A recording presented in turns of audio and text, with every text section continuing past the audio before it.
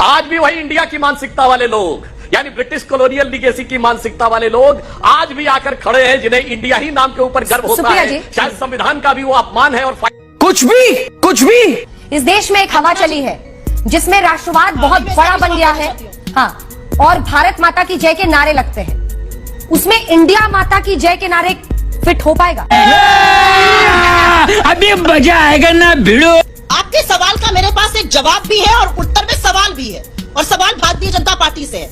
आपको इंडिया से प्रॉब्लम है, आपको इंडिया से चिढ़ है, आपको इंडिया से दिक्कत है, चले जाइए पाकिस्तान।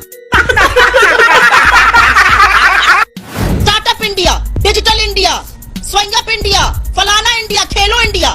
तो क्या ये इंडिया गलत है? मुझे बताइए। आप भारत की बात नहीं करते हैं, आप देश की बात नहीं करते हैं, आप भारत की सरजमी की बात नहीं करते हैं। जब आप कहते हैं खेलो इंडिया, जब आप कहते हैं बढ़ेगा इंडिया, जब आप कहते हैं स्टार्टअप इंडिया, जब आप कहते हैं डिजिटल इंडिया, आप किसकी बात करते हैं? आप हमारी सरजमी की, हमारी माँ की, हमारी भूभागी अखंड भारत की बात करते हैं कि नहीं करते हैं? क्या बातें करते हैं ये लोग? आपको इंडिया से दिक्कत है, हाँ या ना? और अगर दिक्कत है तो चले जाइए पाकिस्तान। वैसे भी बिना मुंह उठाए चले जाते हैं लाहौर बिरयानी खाने, सिवाई खाने, भगवान जाने क्या करते हैं। आपको दिक्कत किस बात से है? आपको दिक्कत इस बात से है कि जब समूचा विपक्ष एक साथ आके खड़ा हो गया है और आपको मुद्दों पर घेर रहा है, तो आपके पास अब झांकने के लिए, भागने के लिए, मुंह छुपाने के लिए कोई कोना नहीं बचा है।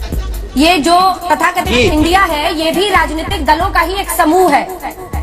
तो मात्र नाम रख लेने से क्या आप इंडिया हो जाएंगे?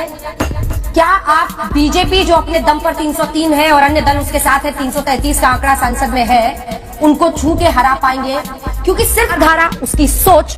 इनकी मूर्खता की दलील का मैं जवाब नहीं दूंगी। थोड़ा मतलब डिबेट भी इंटेलिजेंस के एक लेवल पर होना चाहिए। हाँ, लेकिन इस सवाल में दम है सुप्रिया जी कि नाम इंडिया रखने से क्या आप इंडिया बन जाएंगे? क्योंकि आप भी राजनीतिक दलों का एक समूह है। हाँ, मैं बता रही हूँ जिसमें दम है, हाँ वो ठीक है, जिसमें दम है मेरी दमदार बात को सुनिए, और मैं भाजपा को जरूर सुनाना चाहती हूँ।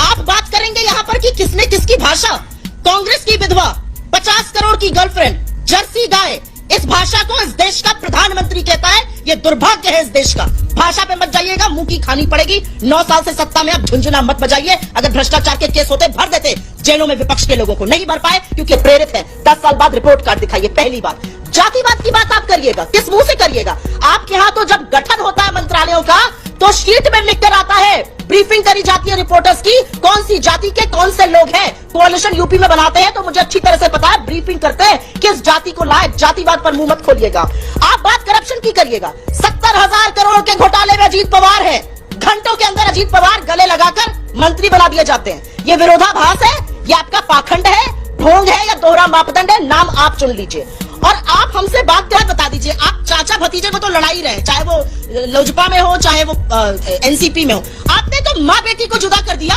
अपना दल क्या है, कृष्णा पटेल जी को और अनुप्रिया पटेल जी को, तो आपने तो माँ बेटी को भी नहीं बख्शा। आपने तो जयंत सिन्हा और यशवंत सिन्हा को नहीं बख्शा। कहाँ की बातें आप लोग करते हैं असली। और अब मैं आपके सवाल का जवाब देती हूँ। इंडिया क्यों?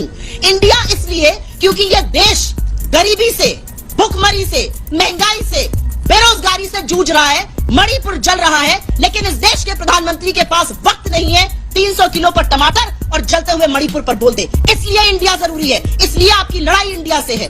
इस देश के बेरोजगार, इस देश के युवा आपसे पूछ रहे हैं रोजगार कहाँ है, आप कहते हैं पकौड़ा तल लो। इसलिए आपकी लड़ाई इंडिया से है। इस देश की महिलाएं पुष्टि आतंक कब खत्म होगा, ब्रजभूषण सिंह कब गिरफ्तार होगा, इसलिए आपकी लड़ाई महिलाओं से है, इंडिया से है। और जब इंडिया और आपकी लड़ाई है तो इस लड़ाई में सिर्फ और सिर्फ इंडिया जीतेगा, क्योंकि इंडिया को हराने का दम तो किसी में है नहीं। मैं ये दोबारा से बात बोलूंगी और मैं सिर्फ एक बात कहना चाहती हूँ। 38 लोगों की जरूरत क्यों पड़ी? 24 पार्टियां जिनके 0 MP, 7 पार्टियां जिनका 1 MP, 2 पार्टी जिनके 2 MP। क्यों जरूरत पड़ी आपको? आप तो अकेले शेर सब पर भारी थे, एक अकेला सीना ठोक रहे थे आप। क्यों जरूरत पड़ी आपको? आपको यकीन नहीं है, असलियत ये है। और इसलिए ये देश आपको सबक सिखाएगा, इंडिया आपको सबक सिखाएगा, क्योंकि जीतेगा तो सिर्फ और सिर्फ इंडिया है। इंडिया को हराने का किसी में दम नहीं है और नरेंद्र मोदी और उनके दगे हुए 38 कारतूस भी इंडिया को हरा नहीं सकते। अरे इसमें फंसिएगा तो बहुत फंसिएगा, क्योंकि प्रधानमंत्री ने कहा जाति धर्म की राजनीति करने वालों के खिलाफ। आप गिन लीजिए जो पार्टियां आप में शामिल हो रही हैं, उनमें कई ऐसी पार्टियां हैं जो सिर्फ जाति की ही पॉलिटिक्स करती हैं। राजभर क्या करते हैं? आप कहते हैं कि हम वंशवाद के खिलाफ लड़ रहे हैं। एक सेकंड, वंशवाद के खिलाफ लड़ रहे हैं। अजीत पवार क्या है? ये चिराग पासवान क्या है? और आपने तो कईयों को गले ही लगा लिया है ज्योतिरादित्य सिंधिया की तरह। ये सारे क्या है? मजा आया, और मैं ये जो मजा है हिंदुस्तान के हर व्यक्ति को देना चाहता हूं। अब अगर तुम लोग नए हो तो सब्सक्राइब करो, वो जो लाल वाला बटन है उसके साथ स्कैम करो या फिर महफिल जमाओ, मुझे नहीं पता, बस क्लिक हो जाना चाहिए।